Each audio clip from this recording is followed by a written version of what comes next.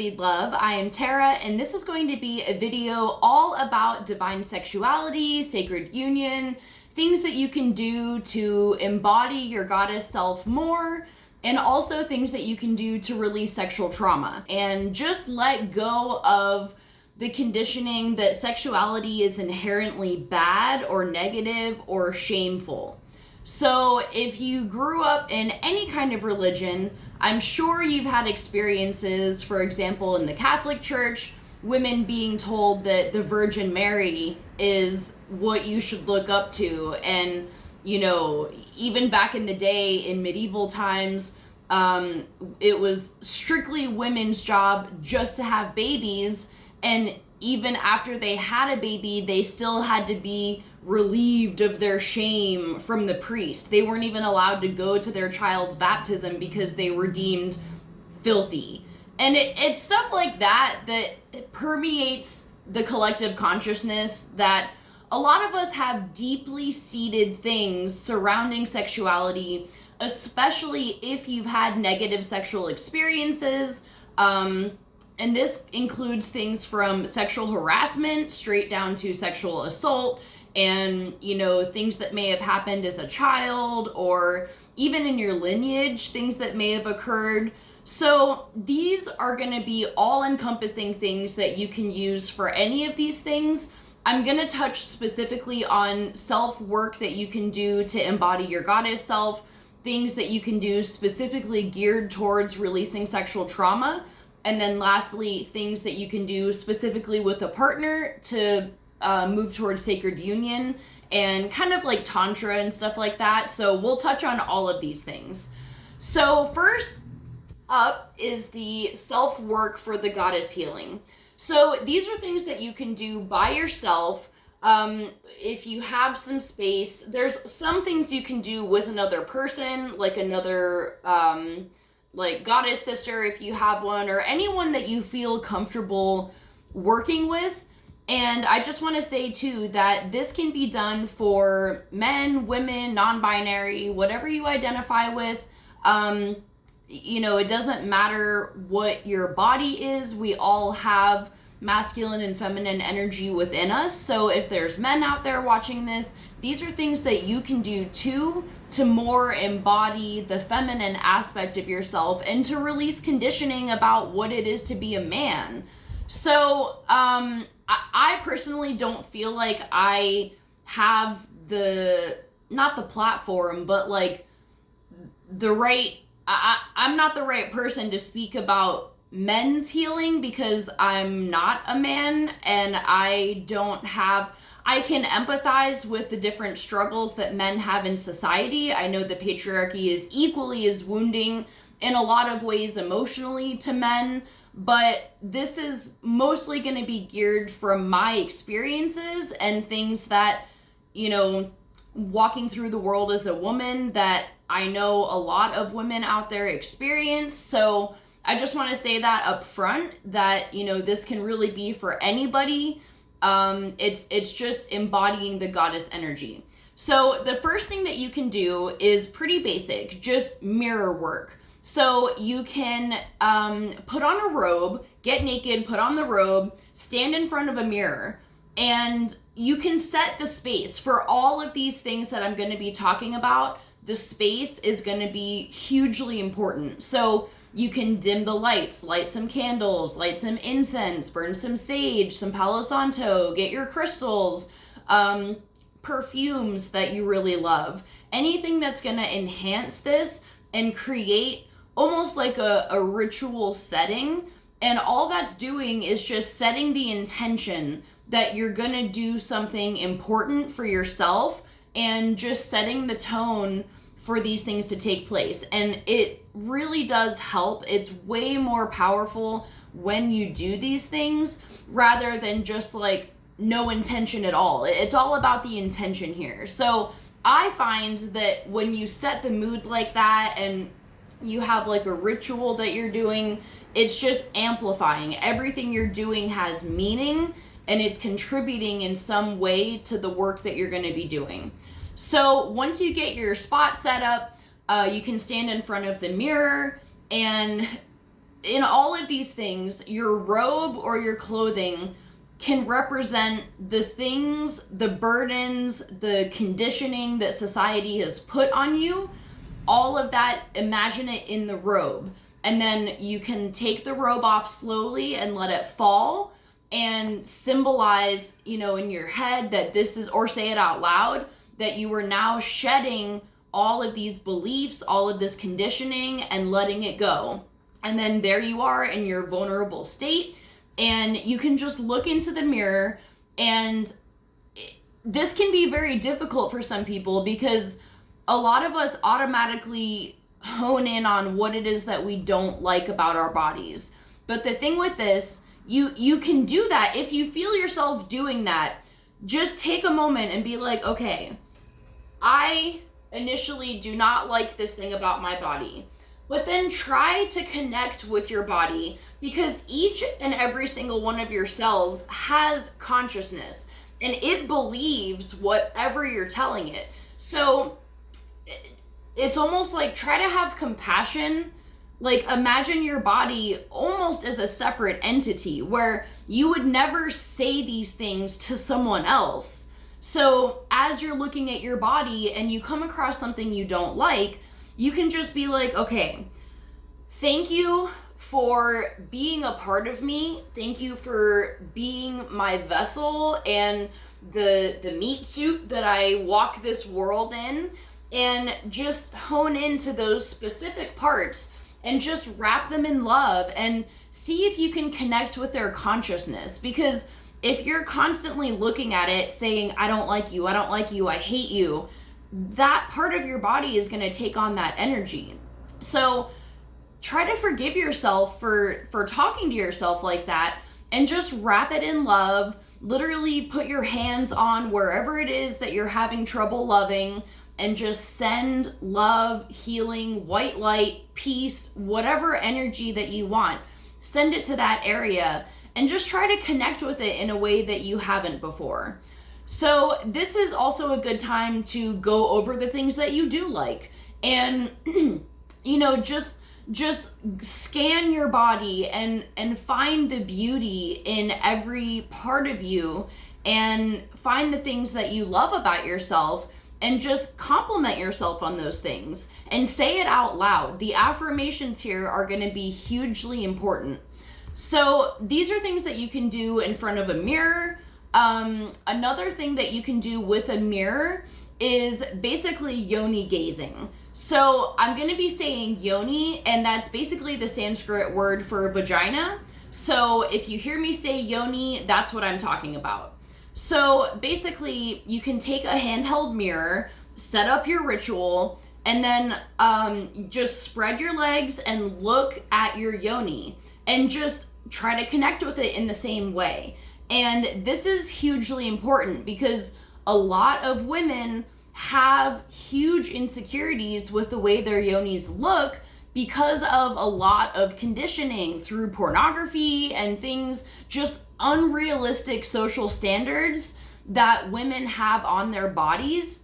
So a lot of women have a really hard time even looking at their yoni. So I really encourage you to just connect with it in that way and send it love,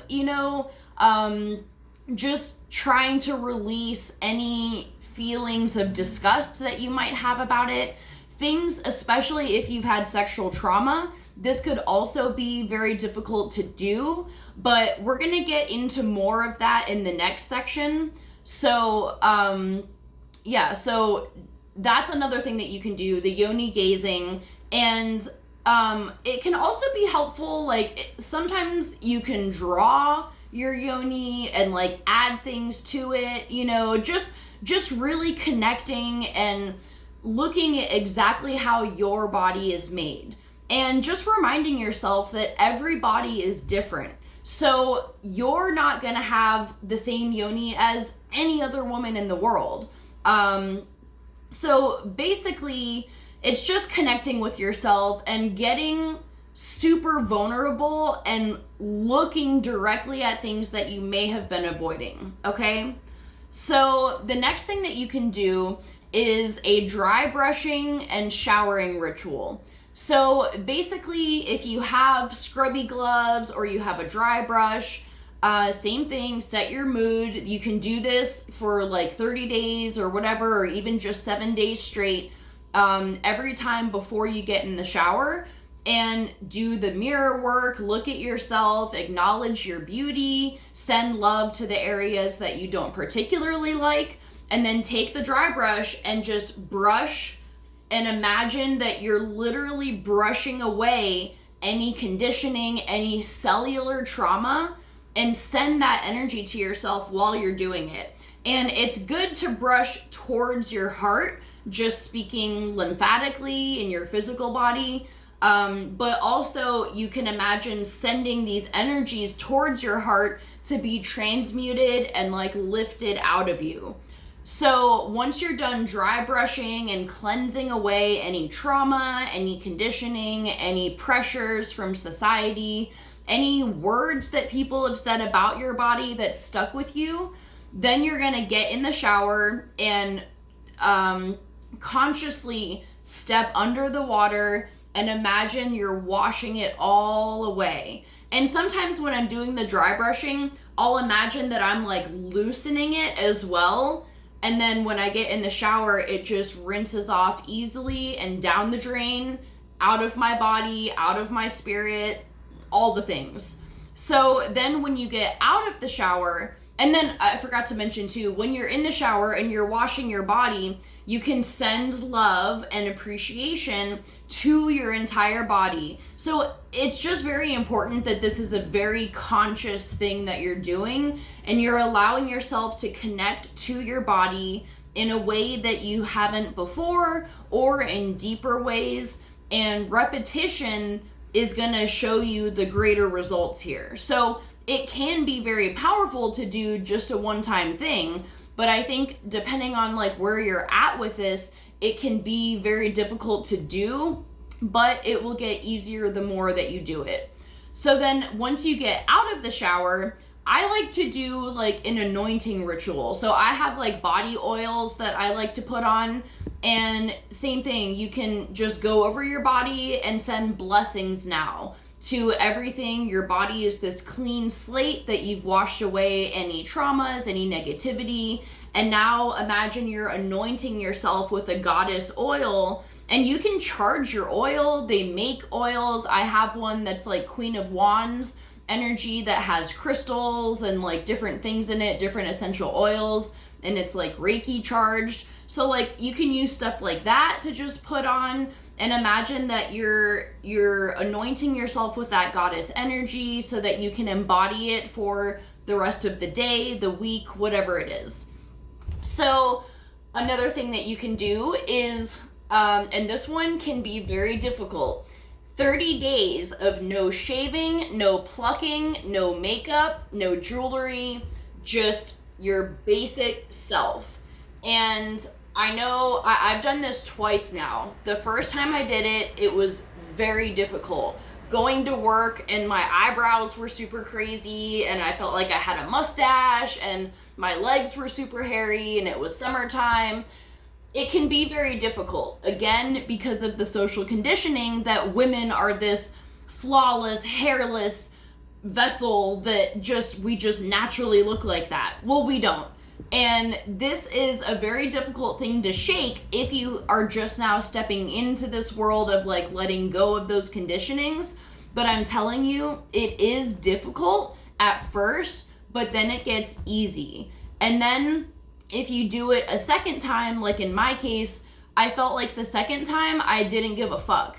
Like it really pushes you to just accept this is how my body naturally is. And it can be especially difficult when you are with a partner, especially sexually, because they have expectations from porn of like what you're supposed to look like. They expect you to be completely shaved every part of your body, but it's unrealistic. It's painful.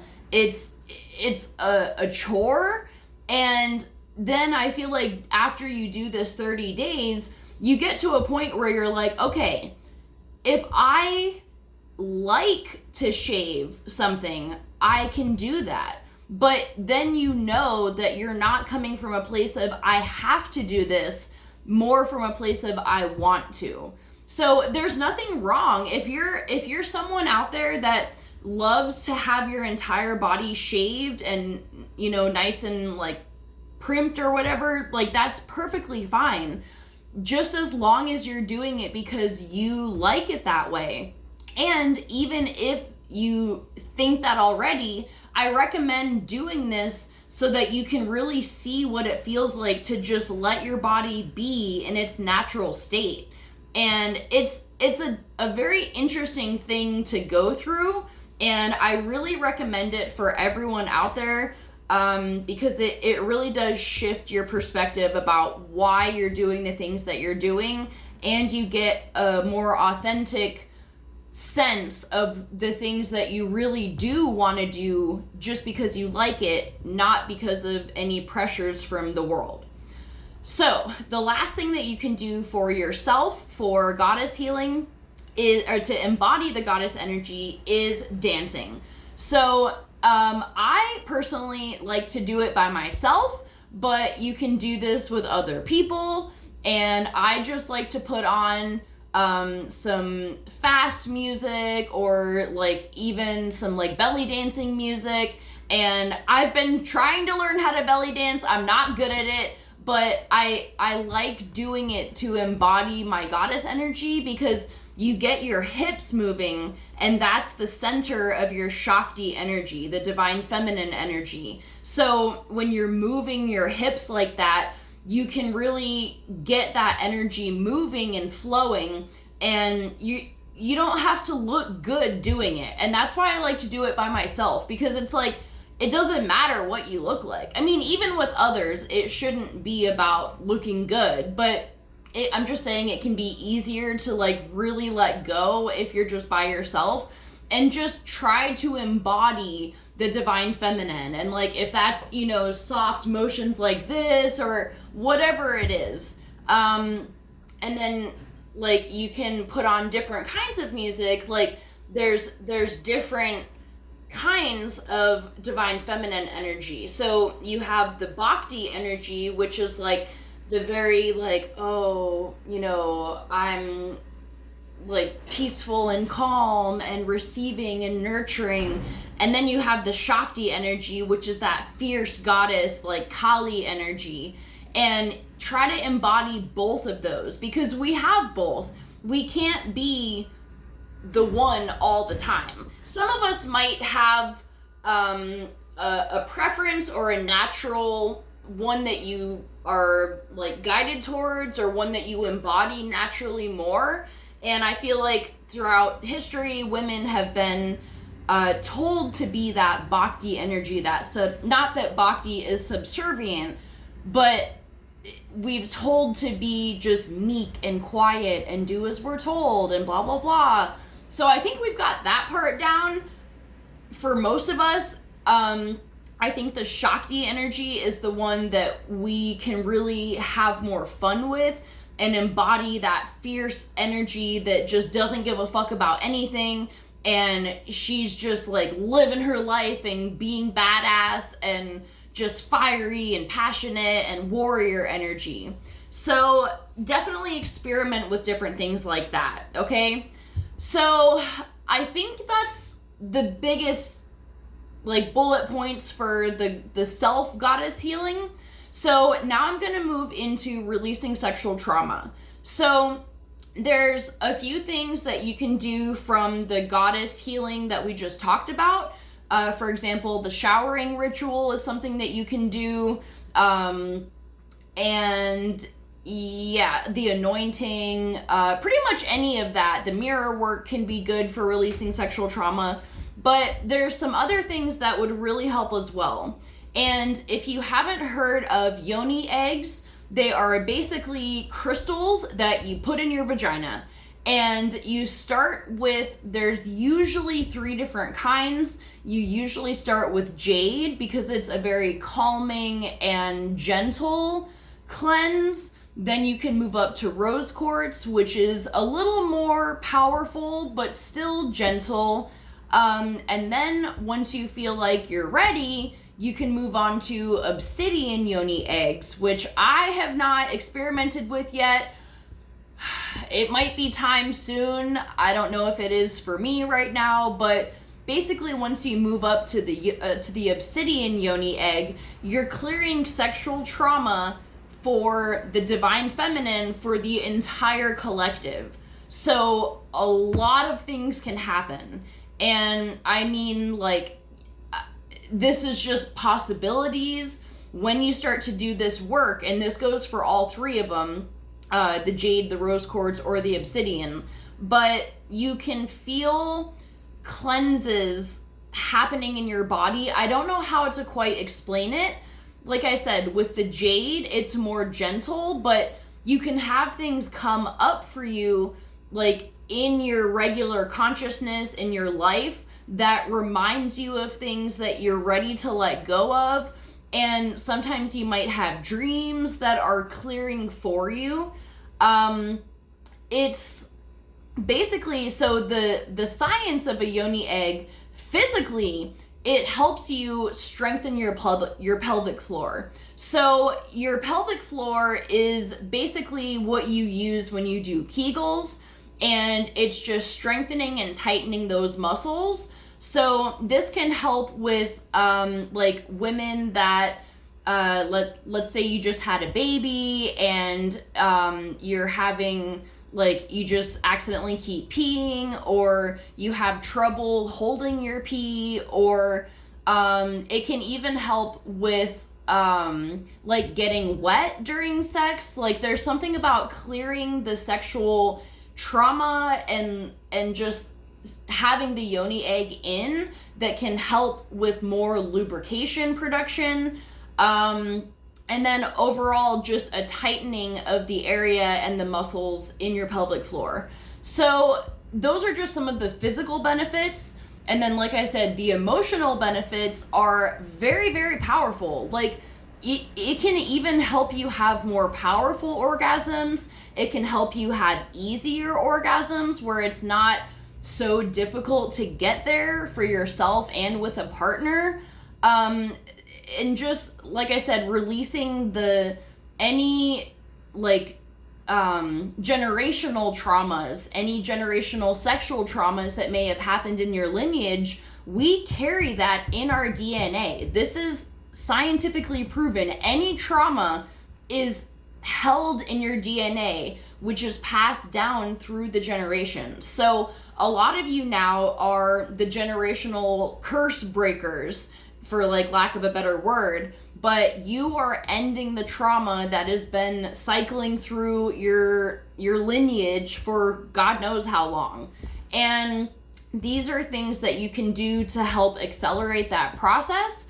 So definitely look into yoni eggs. There's just make sure that if you get one, that it is of legit quality. Like, make sure that you know where it's sourced from, because a lot of people have like fake jade. Like, you want to make sure that it has no dyes. Also, some of them have a little teeny hole through it that you can put a string in if you need help getting it out. But I find that it kind of helps you control your pelvic floor muscles, because like, if you have it in, you can, like, if you go to the bathroom, for example, you can try, this is risky because usually it's good to take it out before you go to the bathroom, but I've definitely had times where I forgot that I had it in and I peed and I hear a clunk and my yoni egg fell in the toilet, and you got to do a whole sanitizing thing, and it's like, it's a whole thing. But then I found I would remember, and I'm like, okay, I'm gonna pee, so I'm gonna release those muscles, but I'm gonna keep my pelvic floor tight. And you can kind of play around with that and just work on the strengthening of those muscles as well. But I find that it's, most people have difficulty keeping it in rather than taking it out. I know I had some difficulty getting it out, but you just have to relax. And if you've pushed out a baby, then it's similar to that. I have not, but that's just what I've heard. So just keep that in mind. And like I said, definitely start with the jade first. And then when you feel like you're ready, you can move up to the rose quartz. And then if you feel like you would like to do obsidian, you can, but you don't have to. Also, you can start with just sleeping with it in and setting the intention to allow it to cleanse your yoni and your root chakra, your sacral chakra. Oops, I knocked over Hathor. I have Hathor and Isis here to help with this discussion. Okay, so then you can do a shadow healing meditation. I did record a shadow healing meditation, but it's more for inner child stuff. So if you were molested as a child and you would like to use that meditation for that, you can. You can try to use it even if it was just like sexual assault or things like that.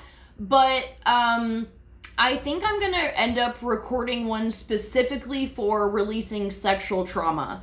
And this doesn't have to be like what you know, sexual trauma can include harassment, the daily harassment that women or people that identify as women get on the street.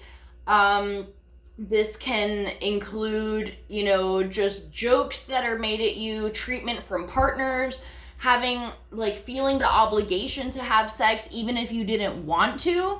And you might not call it rape in your head, but it kind of is. And just accepting those things and allowing yourself to release the shame that you may have for yourself for letting that happen.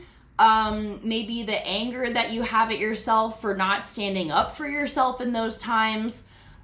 These are all things that are included in sexual trauma. And maybe even staying with someone longer than you wanted to out of security or out of fear. So I think I will be recording a meditation specifically geared towards releasing these things. But in the meantime, if you'd like to use the shadow healing meditation that I already did, feel free to use that. Okay, so the next thing that you can do is yoni steaming. So they make specific things for this. It kind of looks like a toddler, like, training potty. It's like a stool and there's a bucket in it. And basically you fill it with like boiling water with steam. You want the steam. And then you can put herbs like lavender, rosemary. I don't recommend putting essential oils in it because they're usually way too strong for your yoni.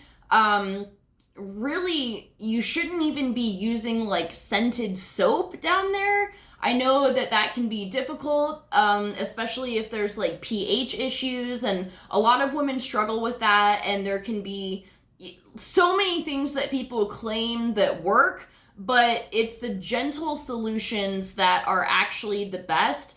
And there's also, if you do have a pH issue from like birth control or whatever the fuck, there's so many things that cause it. They make little capsules that you can take that balance the pH in your body, and it really is effective. So if that's something that you struggle with and you want to start taking better care of your yoni, look into probiotics for pH specifically and see what's out there for that. And then you can start using gentle cleansers on your yoni and not have to worry about like scrubbing it clean, you know? So the yoni steaming is good because this is a really good thing to do to get rid of the energy of past partners. So people that you've slept with in your life, that it doesn't matter if it was 150 people or 4 people. And there's nothing wrong with how many people you slept with. So this is another thing that it can be used for, is if you've slept with a lot of people and you feel guilty about that because people shame you about it, or people try to label you a slut or a whore or whatever they try to throw at you, this is a good way to release that. So basically, and you don't need like the actual stool to do it. Like you can just have like a bucket of water and like, I don't know, just hover over it for a while, but it can be uncomfortable doing that.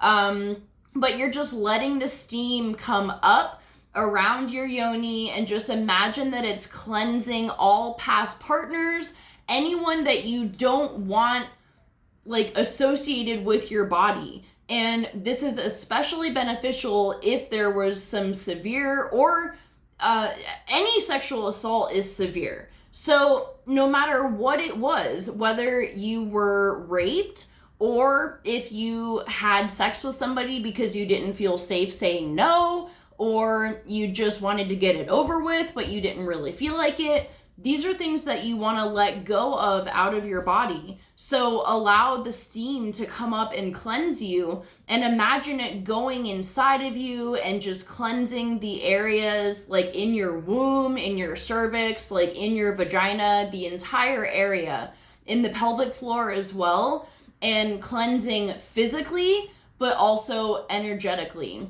and just getting rid of that. And then after you do the yoni steaming, I recommend doing the dry brushing, the showering, and the anointing, or at least the showering and the anointing, to just further cleanse it all and replace it with things that you want to be embodying. So, okay, another thing that you can do is stream of consciousness writing. So just set a timer for 10 minutes and write down everything surrounding sex or your sexuality that you want to let go of. Whether it doesn't have to be actual sentences, it can just be words, it can be things that you want to say to that person, whatever it is. And just, even if you just want to scribble, put the energy of what you want to release into it, and then when you're done, fucking burn it. And you can burn it and then bury the ashes, or any kind of ritual to release the things that you let go of. And then again, replace it with what you want to add to your vessel. So if you want to write down the affirmations that you want to replace those thoughts, you can do that. So another thing is a rage room. They have these, I don't know how, like, you know, if they're everywhere, but I'm in LA and I know we have a bunch out here, but there's basically places that you can go where you pay for like a half hour and a certain package, and they give you a bunch of shit and a bunch of weapons. So you can get like, you know, glass and porcelain bowls, cups. There's certain electronics you can do, and then they give you like a sledgehammer, a crowbar, a baseball bat, and you just like beat the shit out of everything in the room and smash it to pieces. And it's a very good way to release any pent-up anger that you may have, and just get it out in a very healthy way. Some of them you can play music in, so you can just fucking rage and just go to town. And I did one with my best friend, and we definitely had moments where there were certain people that we had in our head that we were just like, you know, and I think it's a very healthy way to get that out of your system. So if you have an attacker or somebody like that you just, you can't physically go beat the shit out of somebody, but without getting in trouble or arrested or put in prison, or jail, I guess. But this is a good alternative. So if that's something you're interested in, I would definitely check it out. Lastly, all of these things would be excellent additions to professional therapy. So I'm not claiming that any of this is gonna, you know, like replace what professional therapy can do. Some people don't want to go to actual therapy for sexual trauma. So if you're in that boat, but you still want to be proactive about just facing and releasing these things, these are some tools that you can use. So I hope this is helpful for some of you. Be sure to comment below if you found that this brought you any kind of insights or healing, or If you have experiences on your own in releasing sexual trauma or goddess healing that you'd like to share with other people, please add to this video and drop it down below. So thank you guys so much. I love you all, and I'll see you for our next video. Bye.